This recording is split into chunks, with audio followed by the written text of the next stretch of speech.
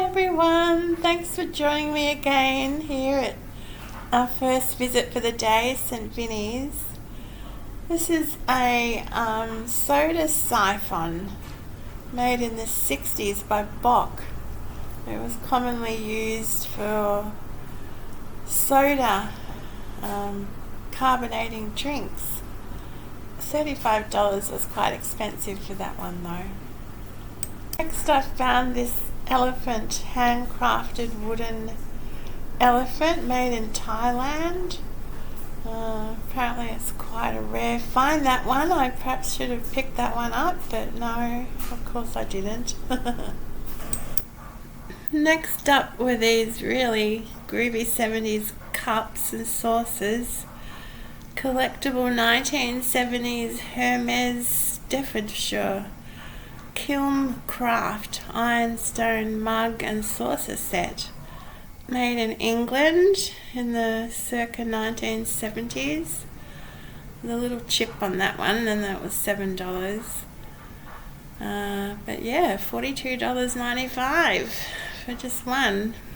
And then we had these enamel and metal candle holders. They were quite pretty as well. Like the colour on those. Green brass floral design candle holder, it says on Etsy. Around about $23.65. I'm selling a pair of them there for $7 each, so $14 for the pair. The second one here was exactly the same. It's in really good condition, $7.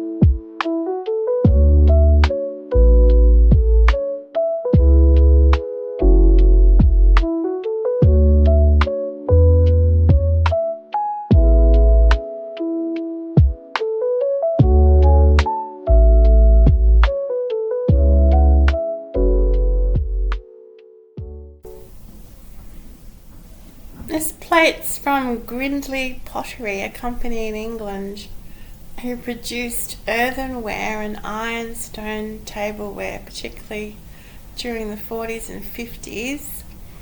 The back stamp there features a ship crest, indicating it's a collectible ceramic item. It's really lovely. It's called Orchid. I really wish I had actually picked this one up.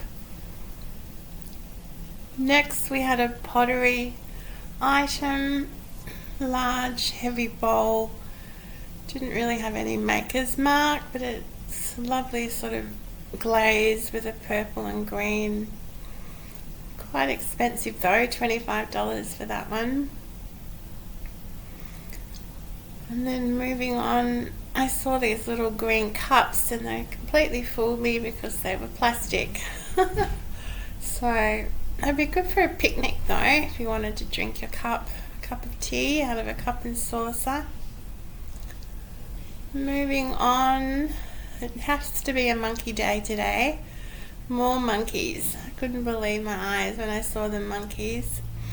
Keep those canisters in mind because I'll show you something a bit later in the video. This is a Villeroy and Posh dinner plate called Mon Jardin. Quite a collectible design, that one. Colourful fruit and fence motif, it says, part of a discontinued collection originally produced in Luxembourg. They wanted $6 each and they had 4 of them. But as you can see, they have quite a good value there. Didn't particularly grab me, the patterns, so I'm not going to buy things just because they're a quality make. I really do like to buy things I like. More monkeys, if you can believe it. It really was a monkey day. And then at the back there was this unusual glass plate, coloured on the little legs there. Pretty colour. Not something I'd pick up. And then we have our special vase here. Our Crown Ducal earthenware from England for $7. The print was called Oriental, and yeah, as I found out a bit later after I looked it up, it was quite an expensive vase, even though the ones I saw I think were a lot larger, like that one there for $5.83. That would be a lot larger than the one I found. But yeah, completely blown away by that find, so it did come home with me, that one. Next we have the little piggy bank. He had some pretty colours there. And then I found this large tray. It's a very heavy ceramic tray with the word Paris and the Eiffel Tower there. On the back you can see it's Robert Gordon, Australia. I have some of his pottery work at home. Fairly common. You can buy Robert Gordon in most of the major department shops. But that was a particularly nice piece. Next there was this lovely mauve small flower vase, which I absolutely loved. A beautiful etching design on the side. But unfortunately it had a chip and a crack, so that was really unfortunate because I really did like that one. And quite high value too. $40, a bit over $40 there on Etsy. I'm going to try and look out for these more now that I know what they are. So it's a vintage cranberry glass material, specifically crafted from cranberry coloured glass, known for its deep pink or red hue. Typically hand cut or etched designs such as flowers or vines, often in a small compact posy or rose bowl shape. Popular as vintage decor. And then we move on to these bee glasses, which I actually remember seeing in a shop in Daylesford one day when I was in Victoria. I'm not sure, can't remember whether they had any markings on them, but they could be the La Roche bee glass from France. And if they are, they're actually quite pricey as well. They were very heavy, a good solid jug. They wanted $25 for the jug and $6 each for the glasses, which after looking them up when I got home I realised that those prices weren't too bad really, because a pair of the glasses are showing online as selling for $59. So yeah, again, I probably missed out there. I should have perhaps picked those ones up, but no, of course I didn't. Wasn't particularly focused on buying again. I did really love this bowl. It was a little overpriced. I think I had $18 on it. Yes, $18. More than likely crystal though. It was heavy and I really did like the pattern on it. And again, I should have perhaps picked up these glasses. There were 4 of them at $3 each. They had a bit of weight to them. All the gold was intact and they were a nice shape and size.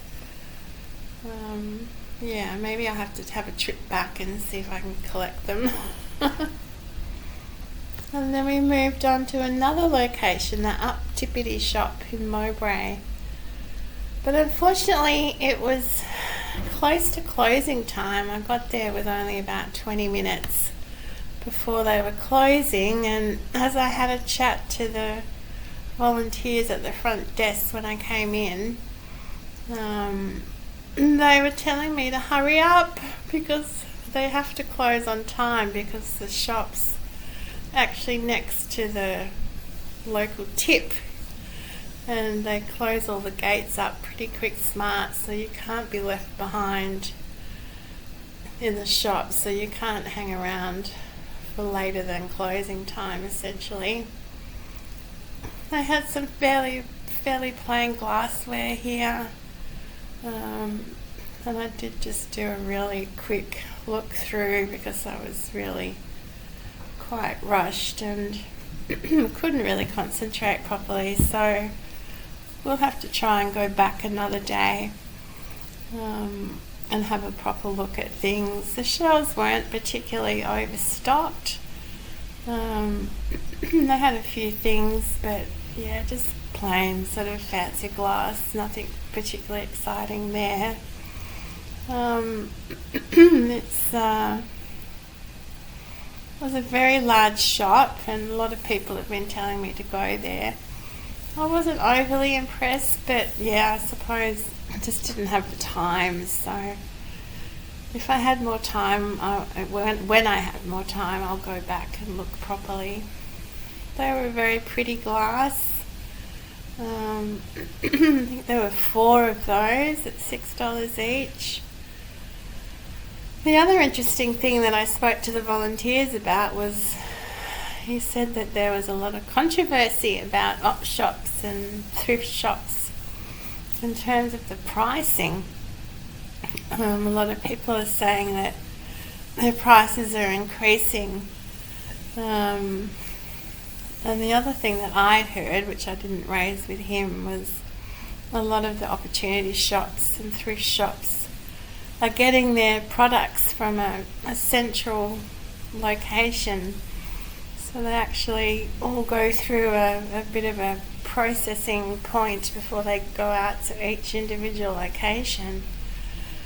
And hence you might see the same things in different stores at the same time, which when we go around the corner I'll show you something that I found in the last location, which I also found here. Anyway, just fairly straightforward glassware there. This was a pottery piece from WA. It must have been sold in a shop because it's got that barcode there. A Siskara ceramic dish. Yeah, made in Western Australia. There was a lot of tableware, just plain white plates.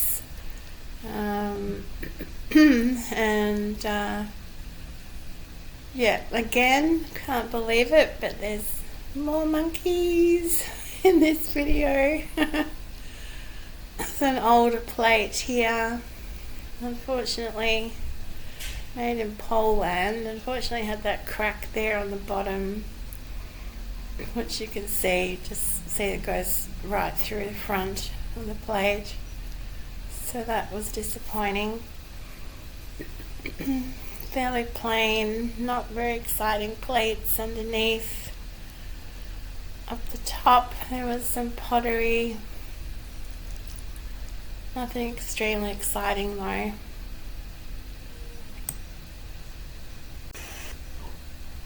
Like I was saying earlier, here's the same canister at this location, a small one for $3, which matched the other 2 canisters that we saw at the first location. So it's amazing how often I've actually seen the same things in different stores, which makes you think that they may have been to a centralised point, but somehow or other got separated and sent off to different stores. Yeah, interesting theory anyway. It'd be interesting to know what you all think about that, if you wanted to leave comments, whether you've found same or similar items in different shops on the same day. quite interesting if it is the case. There's a lovely lusterware plate made in Australia, that one. I do really like the colour on it. And then I found a Royal Doulton called Autumn dinner set. They had quite a hefty price, $8 per plate. There was a few side plates and they were wanting $8 a plate. But yeah, Royal Doulton, unfortunately, Royal Doulton and Wedgwood, those sort of old-fashioned sets that usually have a lot of value, they just don't seem to have the value these days. But they are extremely pretty, nicely made. This one had lost a lot of the gold rim around that little jug. And there was a big serving plate as well, which they wanted $15 for. Bit of crazing and wear and tear on that one. As you can see there, a whole set. Looks like there were like 3 cups there, a creamer and a sugar bowl and a cake plate. Only selling for $19.89 for the whole set.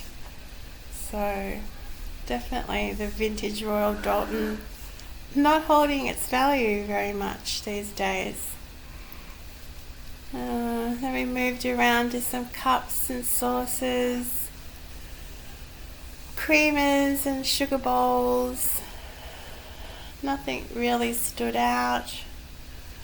They had these little German beer mugs, but they were fairly sort of primitive ones. I don't think they were very good quality ones. There was some nice white cup and saucers. Johnson Brothers, they wanted $4 each for the cup and saucer, which I suppose is not such a bad price. But just plain white, nothing extremely exciting. There was this one retro cup which they wanted $20 for just the cup and the saucer, and it just said made in New Zealand, which is unusual. Retro 70s coffee or tea cup, probably coffee cup. But yeah, crazy price at $20 just for one cup. If it was a set of 4, I think that would be a better price for a set of 4. I did love this pepper shaker with the ceramic top and wooden base. I did look all over the shelves but couldn't find the matching salt one. If I had, I probably would have bought them. Because I really do like that mixed media with the wood and the ceramic. So I'm just rushing through, not really looking at things properly because the people at the front were talking about closing the doors and hurrying people out. So I just quickly went to the end of the row here and had a look at a few things. Sugar bowl there with a nice pattern design. It's a Staffordshire from England, $5. I should have looked at that yellow vase there, that looks interesting, but yeah, I just wasn't really concentrating properly. I just quickly went through the shelves.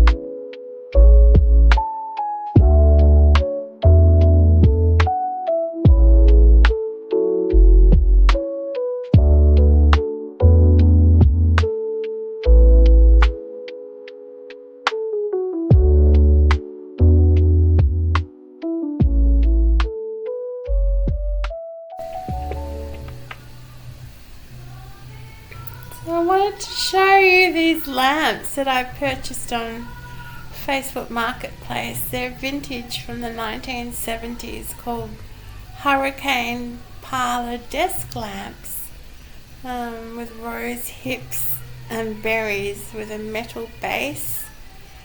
I just love them. We went for a little trip out to a small town outside Launceston called Deloraine to collect them from a lady who was selling up her household and moving south to be with her daughter. I paid $30 for a pair, and as you can see there, they're selling for quite a bit more than that. Absolutely love them. I have one in our lounge room, and it just lights up my corner of the room just lovely.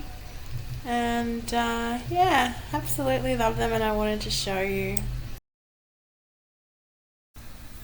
So here we are. We're now at the much anticipated Monkey Magic section of the video. This is our little monkey friend that I found out thrifting for $3.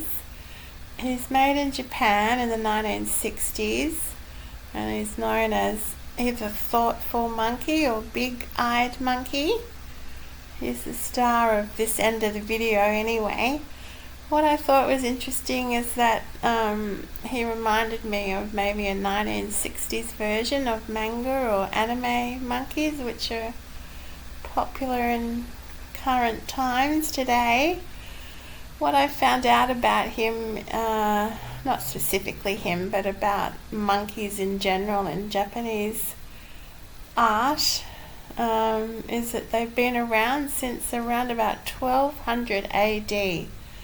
And there were hand scrolls painted showing rabbits and monkeys bathing in a river. They were playful and humorous, and they became part of Japanese folklore. They've always been seen as comic and wise, and also defiant. They've featured prominently in Japanese art and social commentary for centuries. You may probably know about the three wise monkeys: see no evil, hear no evil, speak no evil. They were actually from a shrine in the 17th century in Japan. So I just got to thinking about how, the early beginnings of monkeys in art have influenced today's manga and today's anime. They have the same large eyes and cheeky smiles, just like you can see in this example here. Primarily a decorative item, mid-century design. So I just draw the correlation between the two periods in time, which I thought was really interesting. And of course, little monkey came home with me, and on my future thrifting outings I'm going to try and find some more